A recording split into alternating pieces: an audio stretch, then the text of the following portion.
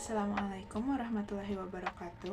Perkenalkan, saya April Dawidi dengan NPM 213507064, kelas A, Prodi Ilmu Politik, FISIP, Universitas Siliwangi.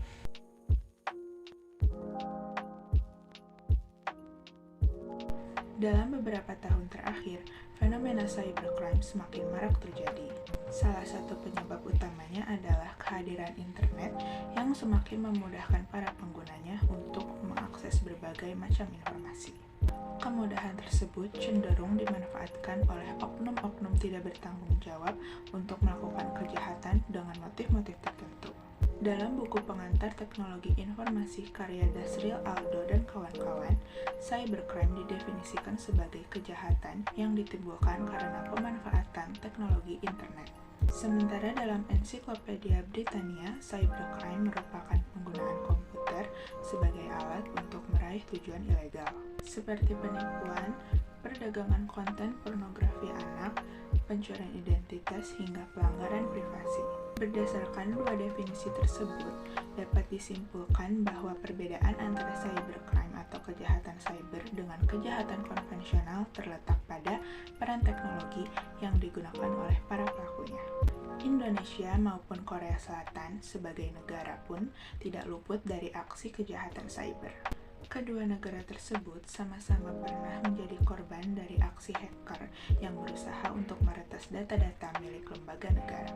Pada kesempatan kali ini, saya akan memperbandingkan bagaimana respon dari pemerintah Indonesia maupun Korea Selatan dalam menanggulangi masalah cybercrime yang menimpa masing-masing negara tersebut melalui pendekatan behavioralisme.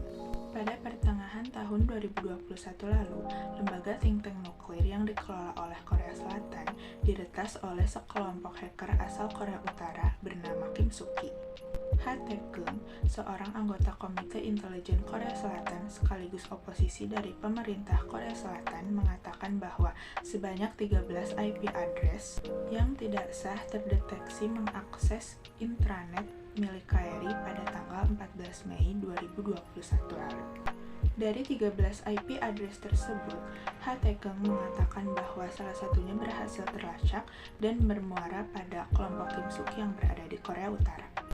Menurutnya, kejahatan cyber tersebut dapat menyebabkan masalah serius jika ada data yang bocor ke pemerintah Korea Utara. Mengingat KRI merupakan lembaga think tank terbesar di Korea Selatan yang berusaha mempelajari berbagai teknologi nuklir.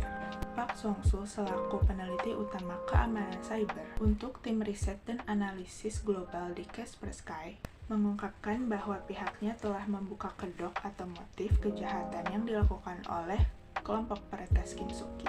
Ia menemukan bahwa Kim Soo-ki telah mengonfigurasi server komando dan kontrol multitahap atau C2 dengan berbagai layanan hosting komersial yang berlokasi di seluruh dunia. CISA Amerika Serikat menyebut bahwa Kim Soo-ki merupakan kelompok APT Korea Utara yang bertujuan mendapatkan data intelijen tentang berbagai topik yang dianggap menarik oleh pemerintah Korea Utara. Pak Song-su pun telah berhasil menemukan cara kerja Kim Soo-ki, salah satunya yakni dengan mengirimkan email spear phishing untuk dapat mengakses data pribadi target.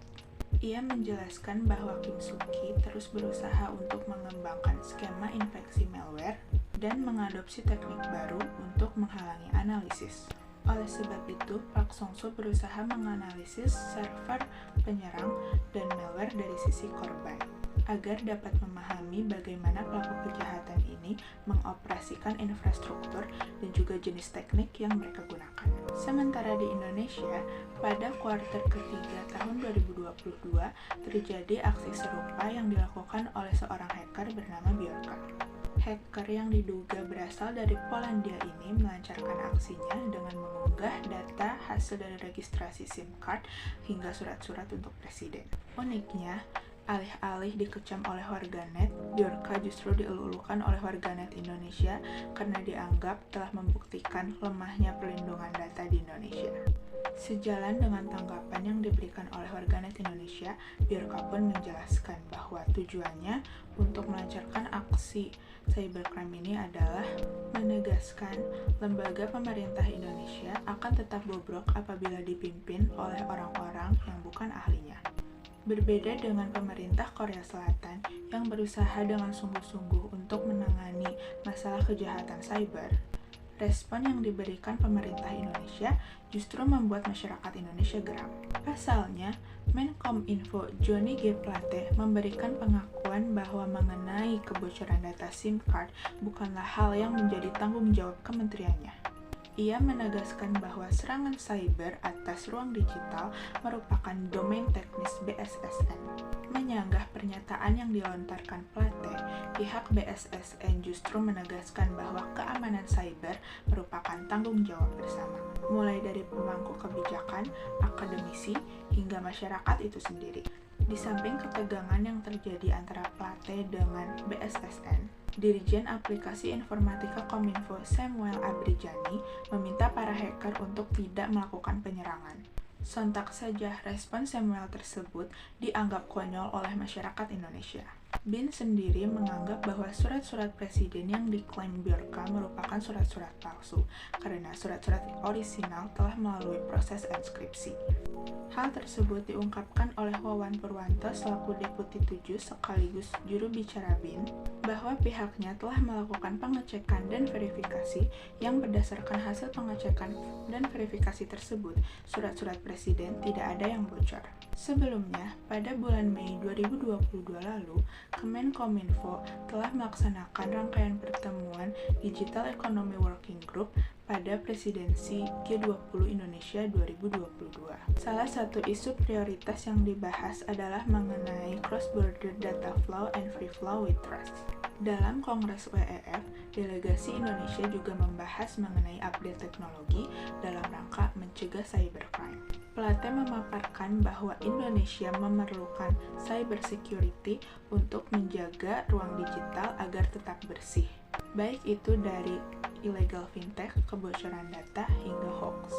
Selain itu, Indonesia juga harus memiliki talenta digital yang memadai agar dapat menangani ekosistem teknologi dengan tepat. Plate pun berusaha meningkatkan kolaborasi antara Kominfo dengan berbagai mitra perusahaan digital, salah satunya Cisco. Berdasarkan hasil kajian tersebut, kesimpulan yang saya peroleh adalah pemerintah Indonesia tidak setanggap pemerintah Korea Selatan dalam menangani masalah cybercrime ini. Korea Selatan telah melakukan kerjasama dengan berbagai pihak seperti Kaspersky dan CISA, sementara Indonesia masih merencanakan kerjasama dengan Cisco. Korea Selatan pun telah menemukan strategi untuk menanggulangi masalah cybercrime yang menimpa negaranya, sementara lembaga pemerintahan dan keamanan Indonesia justru malah saling melempar tanggung jawab. Oleh karena itu, melalui perbandingan ini, saya berharap bahwa pemerintah Indonesia dapat belajar dari pemerintah Korea Selatan untuk menemukan cara-cara yang tepat dalam menanggulangi masalah cybercrime.